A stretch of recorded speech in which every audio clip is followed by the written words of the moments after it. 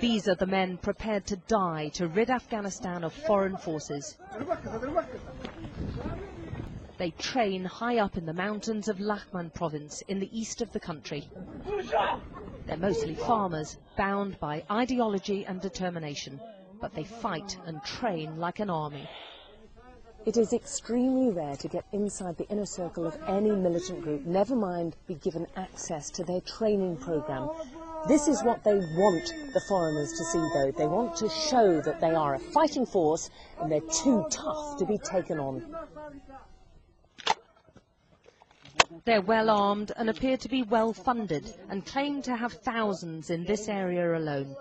The Afghan authorities insist it's more like dozens. Whatever the true figure, the government has little control here. It's the Mujahideen who are in command, and they seem in no mood to take up the president's offer of money and land for peace. Hamid Karzai offering money to put the weapons down. Will they take it?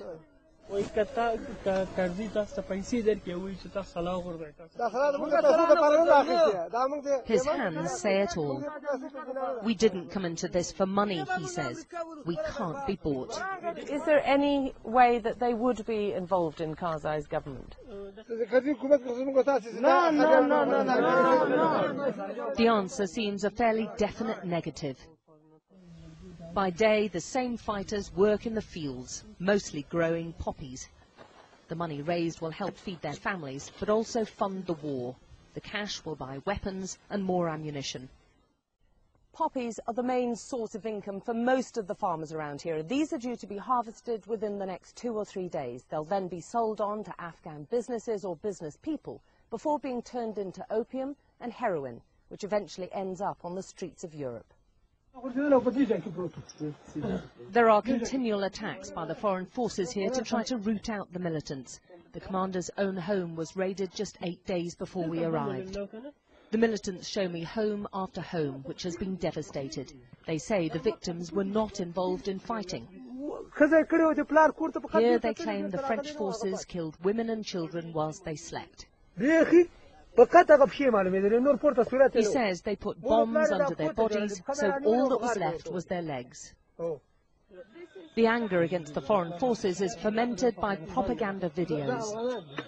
The commander shows me footage which he plays continually on his phone, atrocities committed by American soldiers in Iraq and Guantanamo Bay.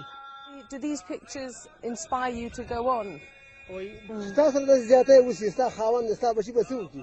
If something like this happened to you, what will your children, your husband will do? This was the militants' attempt to present a softer side. We abide by Islam, they told me.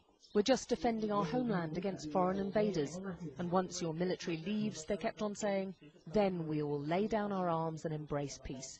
But already the next generation's being schooled in war. And despite their political leaders talking peace, the message has yet to filter down to the foot soldiers. And right now, there's no sign of them giving up the battle just yet. Alex Crawford, Sky News in Laghman province, Afghanistan.